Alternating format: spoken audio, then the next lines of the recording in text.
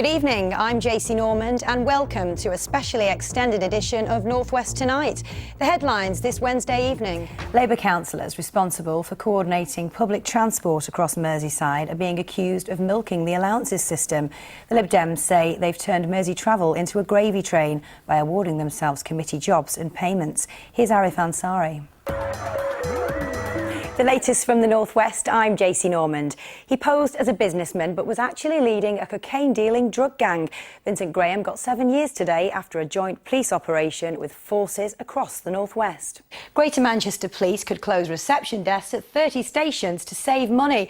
Hundreds of staff went to meetings today to discover how cuts will be made. It's only when you fly over here by helicopter you can actually see the scale of the devastation. Some of these sites are so big you can actually see them from space. All you can see from horizon to horizon are tar sands development. And it's actually quite an emotional experience to see it firsthand, to think that we're actually doing this to our planet. Hi, I'm Jacey Normand. This week we're in Spain for an exclusive investigation. This week we're in Blackpool. It's the North West capital of fun. As far as mysteries go, it doesn't get any better than this. These stones have baffled people for thousands of years. Well, when they told me I was coming to the television makeup school, I was quite pleased. I was thinking maybe Hollywood glamour, sparkly eyes, bright red lips. But I've had a bit of a look around today and I'm starting to feel a little bit nervous.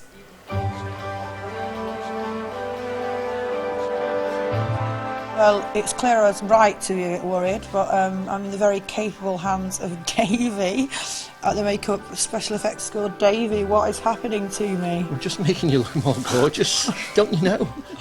Well, you see, there's some wallaby poo. Is that certified wallaby droppings? I would say so, yeah. The calling card of a wallaby? The calling card, yeah. So there must be one pretty nearby. That looks like it could have just been dropped. Well, I don't know how fresh it is.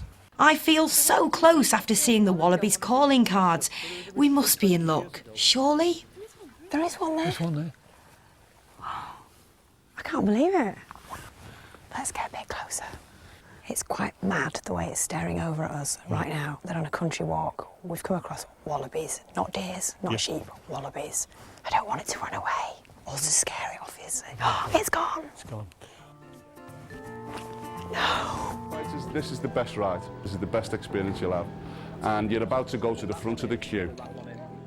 I really actually don't feel like I want to go in. But I feel like if I don't, I'm not keeping up with everybody else, so I've got to give it a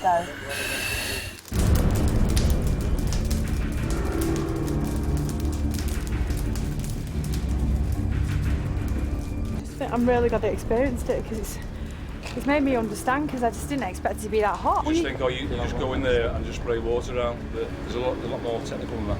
So far I've been really scared of a lot of the stuff, and I was scared of going in there, but it's kind of given me a bit of confidence. So it's made me feel quite excited. Jacey, seeing all this, I mean, were you a fossil hunter before you got involved in the programme? I certainly wasn't. I mean, I've been put on some very difficult stories in my time, but never into the badlands of Montana. You enter an environment like that and you really are a visitor. You know, you're surrounded by some really dangerous wildlife, rattlesnakes, scorpions, spiders.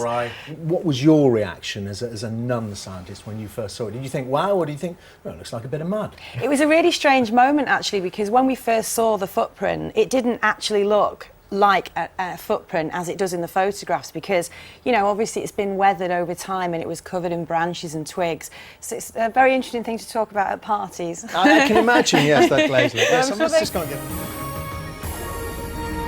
So the question is, what would the cast want to help them cope in the face of adversity?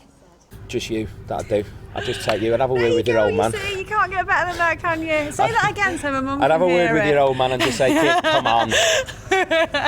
Well, I have this sort of fantasy of breaking into Harvey Nicks and stealing all Christian Louboutin shoes, but of course You're a looter. I'd be a looter, yes. I'd be there with you if I was surviving as well. Were you aware that there was a big press hunt for you in the Lake District over the summer? Everyone was trying to track you down. I had a nice laugh about it and the late night news went. And then there was this gentleman up there looking around.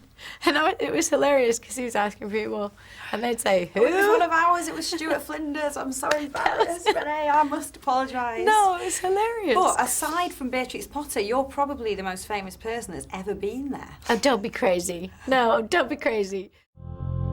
you.